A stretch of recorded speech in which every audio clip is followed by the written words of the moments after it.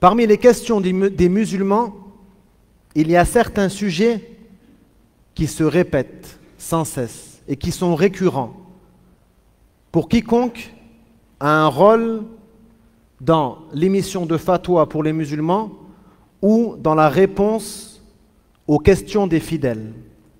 Et parmi ces sujets, il y a un sujet que j'entends de manière presque hebdomadaire, qui est le sujet de la sorcellerie. Un tel prétend être ensorcelé et désire une ruqya. Il veut des invocations et des lectures du Coran qui le guérissent. Un autre prétend que sa vie a été arrêtée à cause d'un tel qui l'aurait ensorcelé. Et d'autres questions du même type. En réalité, beaucoup de personnes qui pensent être touchées par de la sorcellerie ne le sont pas. En réalité, la sorcellerie ne devrait pas toucher autant de personnes que ce que l'on prétend.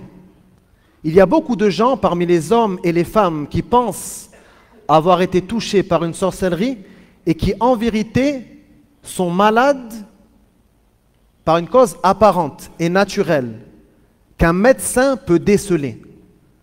Et ceci parmi les hommes et les femmes. Beaucoup de gens se plaignent d'avoir été ensorcelés, mais lorsqu'ils vont chez le médecin, ils se rendent compte qu'ils ont une maladie ordinaire.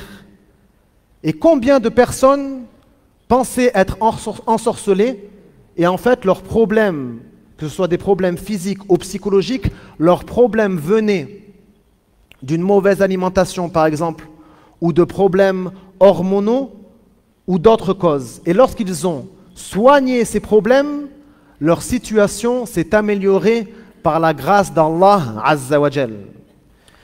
Donc le principe fondamental en ce qui concerne cette question, et lorsque tu te rends compte que tu es malade ou que tu es fatigué dans ton corps ou dans ton mental, tu dois d'abord te diriger vers des médecins pour savoir s'il y a une cause visible et naturelle concernant cette fatigue et cette maladie qui t'a atteint.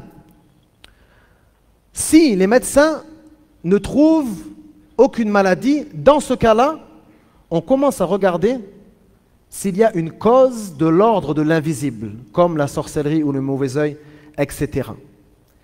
Et dans ce cas-là, on va demander aux sachants, aux érudits, comment puis-je me soigner moi-même? Parce que le fait de demander la ruqya à quelqu'un d'autre, à la base, c'est détestable. Cela démontre que la personne a une faiblesse dans sa foi et a une faiblesse dans sa confiance en Allah Azza wa Jal. Le messager d'Allah sallallahu alayhi wa sallam a dit: parmi ma communauté, 70 000 de la communauté du prophète Mohammed sallallahu alayhi wa sallam entreront au paradis sans jugement. Ils entreront au paradis sans être jugés. Qui sont-ils? Demandèrent les compagnons du messager d'Allah sallallahu alayhi wa sallam. Il répondit: ce sont ceux qui ne demandent pas à être soignés par les ruqya. Ils ne demandent pas aux autres d'être soignés par les ruqya des autres. Ils ne se cautérisent pas, ne se laissent pas aller à la superstition et placent leur confiance entière en leur Seigneur. Ceux qui ne demandent pas de ruqya, c'est-à-dire ils ne sollicitent jamais personne pour des prières de guérison ou des lectures du Coran afin de se soigner de leurs maux. Ils font ça eux-mêmes. Ils lisent eux-mêmes le Coran sur eux-mêmes et ils invoquent eux-mêmes Allah Azza wa Jal pour leur guérison. Ils ne se cautérisent pas parce que dans la période pré-islamique, les Arabes pensaient que c'était le meilleur moyen de se soigner d'une blessure, c'était la cautérisation. Et le messager d'Allah, sallallahu alayhi wa sallam, a interdit ceci de manière en fait à leur signifier que la guérison, au début et à la fin, ne viendra que d'Allah, par une cause ou une autre, que ce soit par des médicaments, que ce soit par un lavage, que ce soit par la cautérisation. Ce n'est pas la cautérisation qui est la cause de ta guérison. La cause de guérison sera toujours Allah.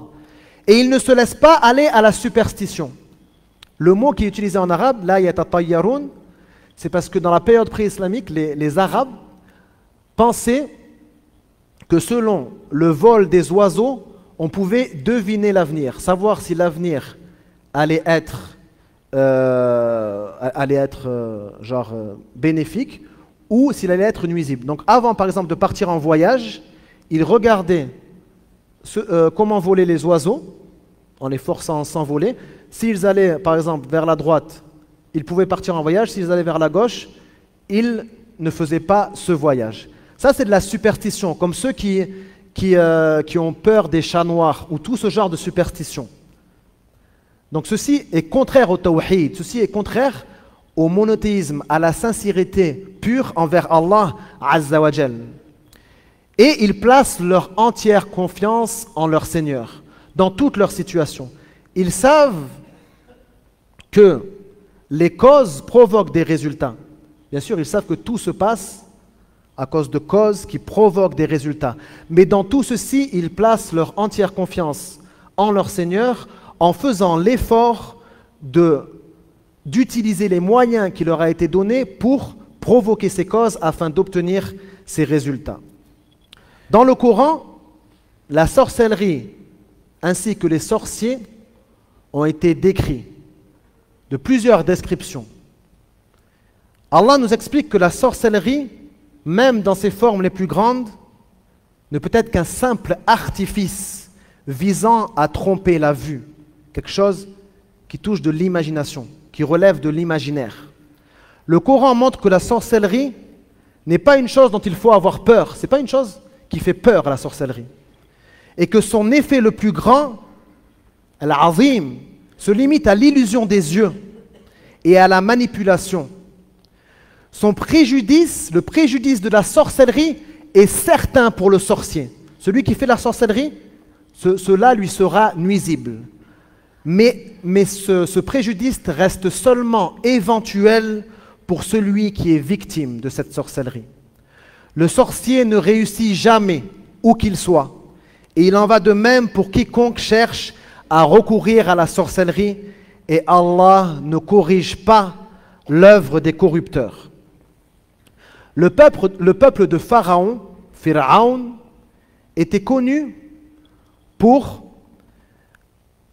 avoir des experts dans diverses formes de magie et de sorcellerie. Les magiciens de Pharaon occupaient une place élevée dans les abîmes de l'égarement. Et c'est pour cela que les miracles de Moïse, étaient venus pour les défier. Leur sorcellerie sera-t-il plus grande que le pouvoir d'Allah? Et bien sûr, ceci est impossible. Allah dit dans le Coran, en parlant de la rencontre entre Moïse et les sorciers, ils dirent: ô Moïse, Moussa, jetteras-tu ou devons-nous jeter les premiers, jeter nos bâtons et nos cordes? Il répondit: jetez. Et lorsqu'ils jetèrent, ils ensorcelèrent les yeux des gens. Ils ensorcelèrent les yeux des gens, les épouvantèrent et produisirent une grande sorcellerie. Donc Allah, il définit cette sorcellerie en disant qu'elle est azim, c'est une grande sorcellerie. Mais ils ont juste ensorcelé leurs yeux.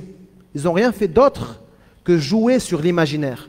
Dans un autre verset, Allah dit, il dit, c'est-à-dire Moïse dit, Moussa dit, jetez. Et voilà que leurs cordes et leurs bâtons lui parurent, yukhayyalu ilayhi, dans son imaginaire, lui parurent par leur magie se mouvoir. Moïse ressentit en lui quelques craintes. Nous lui dîmes: n'aie pas peur, car c'est toi qui auras le dessus. Jette ce qu'il y a dans ta main droite, et cela engloutira ce qu'ils ont fabriqué.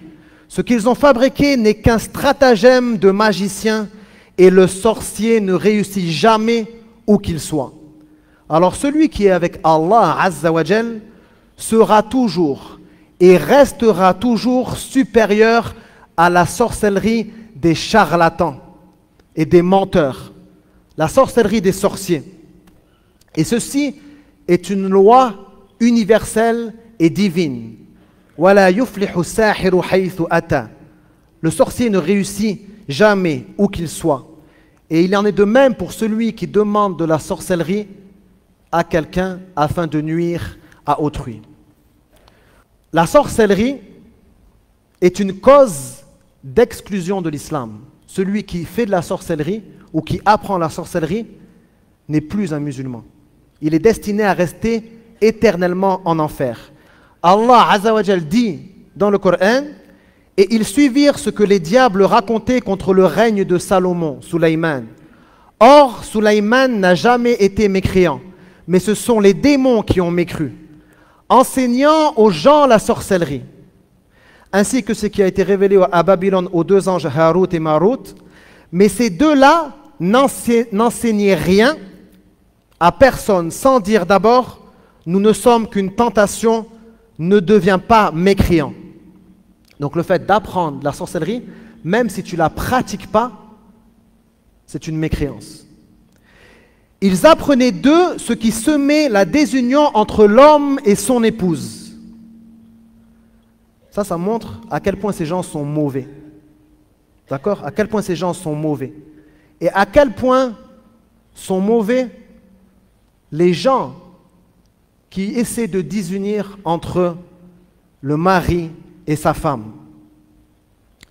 Et là, il y a une règle très importante, vous devez la mémoriser. Allah a dit, mais ils ne peuvent nuire à personne sans la permission d'Allah.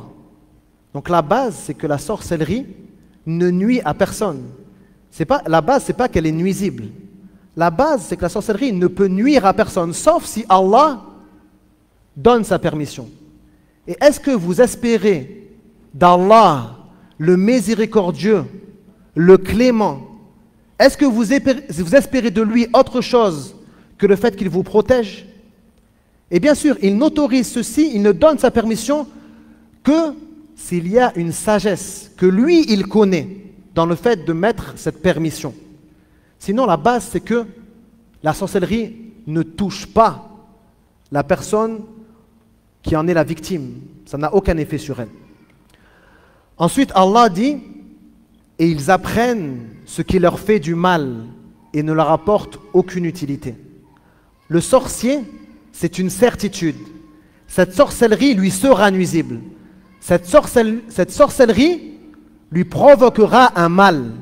Quant à la personne ensorcelée, la base, c'est que ça ne lui provoquera aucun mal. Ils apprennent ce qui leur fait du mal. Forcément, le sorcier, ceci lui sera nuisible.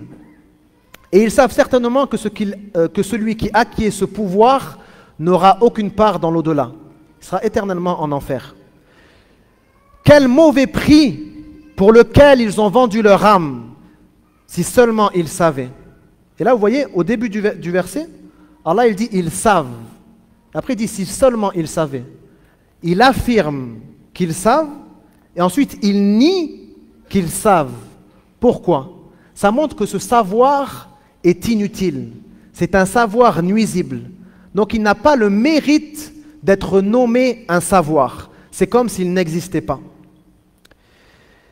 S'ils avaient cru et s'étaient gardés du mal, une récompense de la part d'Allah aurait été meilleure si seulement ils savaient.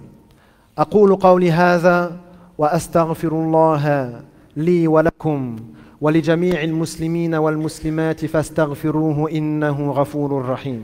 Quelles sont les causes préventives et curatives contre la sorcellerie? Même s'il ne faut pas en avoir peur et que, par principe, on n'en est pas victime, il convient de savoir que chaque musulman sache quelles sont les causes préventives et les causes curatives contre la sorcellerie. Premièrement, accomplir la prière obligatoire, les 5 prières obligatoires et faire ceci avec assiduité tous les jours. Deuxièmement, la récitation de Surat al-Fatiha en tant que ruqya, en tant que remède. Ainsi que la Surat al-Ikhlas et al-Falaq al-Nas, les trois dernières surat. Lire al-Ikhlas, al-Falaq al-Nas après chaque prière obligatoire, ainsi que dans les évocations du matin et du soir. Lire le verset du piédestal, Ayat al-Kursi, ainsi que les deux derniers versets de Surat al-Baqarah durant la nuit, lorsque le soir tombe. Lire les derniers versets de Surat al-Mu'minun, à partir du verset numéro 115 jusqu'à la fin de la surah. Lire Surat al-Baqarah en général car elle préserve de la sorcellerie ainsi que des démons. Et lire le Coran en général car il a été décrit par Allah comme étant shifa wa rahma, une guérison ainsi qu'une miséricorde. Et le fait de faire les évocations du matin et du soir, celui qui fait les rappels du matin et du soir, Azkar al-Sabah wa al-Masa', rien de mauvais ne l'atteindra, insha'Allah, et que ta langue reste constamment en train d'évoquer Allah, et que tu sois un véritable serviteur d'Allah, sincère, que ta religion soit vraiment sincèrement pour Allah Azza wa Jal. Allah dit dans le Coran, en parlant d'Iblis, Iblis donc dit à Allah, mon Seigneur, parce que tu m'as égaré, je leur embellirai les plaisirs de la vie sur la terre et je les égarerai tous, à l'exception de tes serviteurs sincères. Donc, serviteurs sincères, il ne les égarera pas. Allah répondit, ceci est le chemin droit qui mène à moi. Sur mes serviteurs, tu n'auras aucune autorité, sauf ceux qui te suivront parmi les égarés. Et en vérité, l'enfer sera leur lieu de rendez-vous, c'est-à-dire à eux et à Iblis, le diable.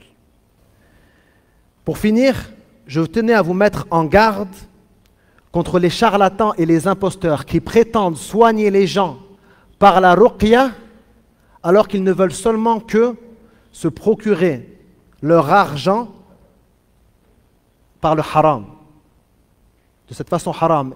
Et au lieu de soigner ces gens, ils ne font qu'augmenter leur inquiétude et qu'augmenter leur maladie.